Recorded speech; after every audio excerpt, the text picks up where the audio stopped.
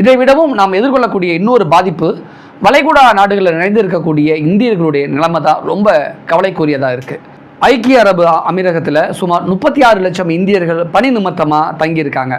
Saudi அரேபியாவில் 25 லட்சம் இந்தியர்கள், கத்தாரில் 8.5 லட்சம் இந்தியர்களும், குவைத்தில் 10 லட்சம் இந்தியர்களும், ஓமனில் 7 லட்சம் இந்தியர்களும், பஹ்ரைனில் 3.5 லட்சம் இந்தியர்களும், ஈராக்கில் 17,000 இந்தியர்களும் வசிக்கிறார்கள்.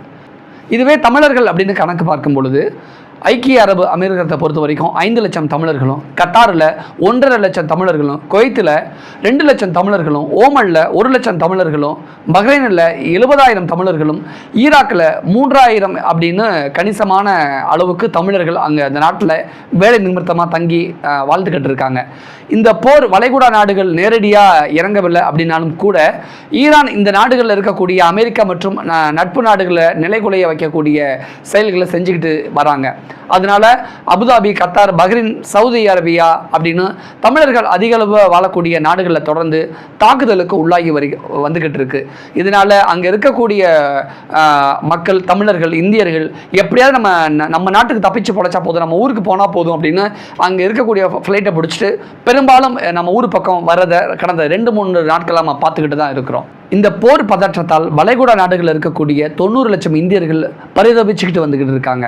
கட்டுமானத்துறை, சுற்றுலாத்துறை, எண்ணெய் நிறுவனங்கள் அப்படின்னு ஏராளமான இந்தியர்கள் அங்கே வேலை செஞ்சுக்கிட்டு இருக்காங்க. இந்த புதிய போரால் புதிய கட்டுமான பணிகள் அப்படியே நிறுத்தி வைக்கப்பட்டிருக்கு. சுற்றுலாத்துறை மொத்தமாக முடங்கி போயிருக்கு. எண்ணெய் நிறுவனங்களை பொறுத்த வரைக்கும் ஈரான் இலக்கு வச்சு தாக்கிக்கிட்டு வருது.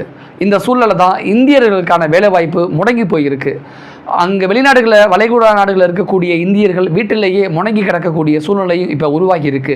வளைகுடா நாடுகள் வான்பரப்பில் தினமும் ஏவுகணைகள் பாய்ந்து சீறி செல்வதை பார்க்கும் பொழுது அந்த தொழிலாளர்கள் பெரும் அச்சத்துக்கு உள்ளாகி இருக்காங்க.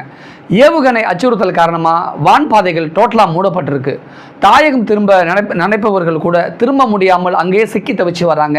அவங்களுக்கு அடுத்து என்ன பண்ணுறதுன்னு தெரியல. பெரிய ஒரு பதற்றமான சூழலில் வளைகுடா நாடுகளில் இருக்கக்கூடிய இந்தியர்களும் தமிழர்களும் சிக்கி தவிச்சுக்கிட்டு வராங்க. இந்த உலகத்தில் எங்கு இயற்கை சீற்றங்கள், போர்கள் நடந்தாலும் அதிகமாக பாதிக்கப்படுவது குழந்தைகளும் பெண்களும் தான். குறிப்பாக புலம்பெயரும் தொழிலாளர்கள் தான் அதிக அளவில் பெருசாக பாதிக்கப்படுவாங்க.